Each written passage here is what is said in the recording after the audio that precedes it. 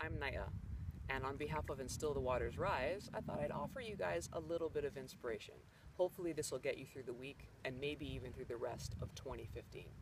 So the principle I want to share, I have lovingly come to call the tattoo principle. As you can guess, it's because I have tattoos, and it's very simple. The tattoo principle is you want to breathe through the pain, breathe through the fear, and don't tap out. So of course, on the surface, right, this principle is just a relanguaging of when life gets tough, don't quit.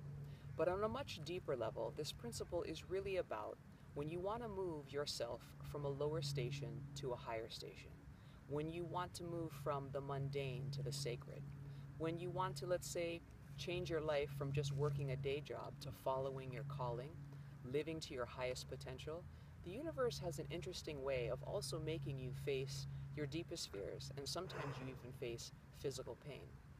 And when that happens, my suggestion to you guys is to keep breathing.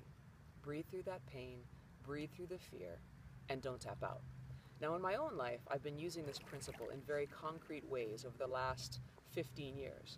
But in the last 2 years, as I've finished the vision that I have for my body art, it's really come to be crystallized in this idea of the tattoo principle. So the story of how I got the name was that in one particular session, tattoo session, this section of my tattoo is one where it was a cover of a cover. So in essence, I was being tattooed in this one spot for the third time. Needless to say, it was quite painful. And at the end of 3.5 hours, I was ready to quit. But I didn't. And when I got up and I looked in the mirror, the design that was there, it left me speechless. And as you guys can probably tell, that's hard to do. But when I looked at the design, I knew that it was finally the way it was always supposed to have been. And I never would have gotten to that place if I had tapped out. And the way that you help yourself not tap out is to keep breathing and know that you can do it. So when you guys face challenging times of moving to that higher level of who you want to be, just remember the tattoo principle. And so before I close this out, I just wanted to say a warm wish of aloha to Yvette DeTerra, the most awesome tattoo artist ever.